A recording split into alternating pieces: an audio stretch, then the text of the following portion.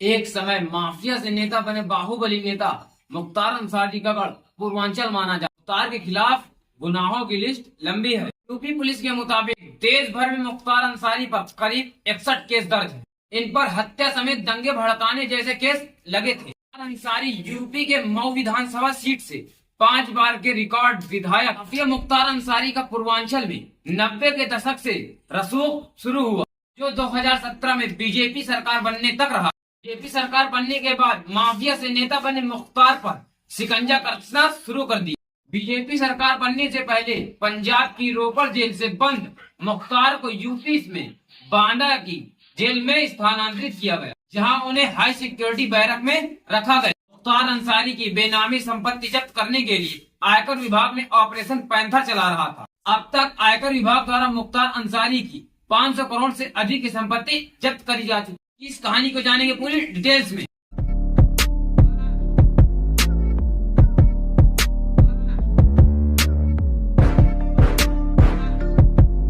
मुख्तार अंसारी का जन्म गाजीपुर जिले के मोहम्मदाबाद में 3 जुलाई 1963 को हुआ।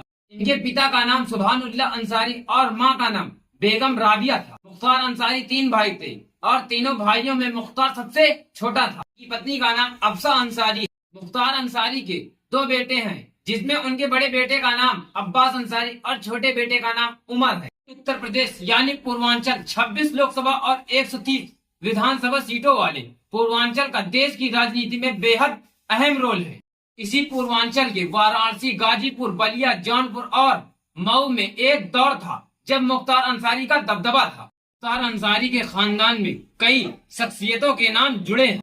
मुख्तार अंसारी के दादा डॉक्टर मुख्तार अहमद अंसारी महात्मा गांधी के करीबी हुआ करते थे। यही नहीं, अपने जमाने के मशहूर सर्जन मुख्तार अहमद अंसारी कांग्रेस के राष्ट्रीय अध्यक्ष भी बने। मुख्तार अंसारी के नाना ब्रिगेडियर उस्मान महावीर चक्र विजेता रहे हैं। ब्रिगेडियर उस्मान 1947 की नौशेरा की जंग में शहीद हुए थे। यही नहीं, मुख्तार अंसारी के पिता भी कद्दावर नेता पर मुख्तार अंसारी के घर पर फरियादियों की भीड़ हुआ करती। चलिए अब बात करेंगे मुख्तार अंसारी का कॉलेज स्टूडेंट से माफिया बनने का सफर। 90 के दशक में ये वो दौर था जब पूर्वांचल में एक नए तरह का अपराध सिर उठा रहा था। रेलवे, शराब और दूसरे सरकारी ठेके हासिल करने की रेस में अपराधियों के कई गैंग उभरने लगे। पूर्वांचल में माफिया डॉन और बाहुबली तेजी से उमड़ रहे। के कॉलेज में पढ़ाई कर रहे मुख्तार को इस ताकत का अंदाजा लग चुका। इन्हीं दिनों मुख्तार ने एक बाहुबली मखनू सिंह से हाथ मिला लिया। 90 के दशक में पूर्वांचल के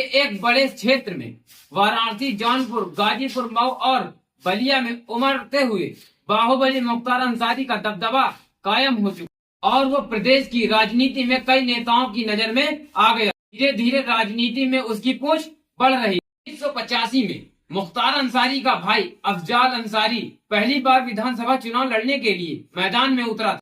उस समय मुख्तार का असर कुछ ऐसा था कि पहली बार में ही अफजाल अंसारी को जीत मिल गई। इसके बाद 1989 के चुनाव में भी अफजाल अंसारी को जीत मिली। अफजाल ने भले ही मुख्तार से पहले राजनीति में एंट्री ली, लेकिन उनकी दोनों जीतों में मुख्तार के दबदबे और रुतबे का बड़ा हाथ था। 1996 में मुख्तार अंसारी खुद चुनावी मैदान में उतर गया।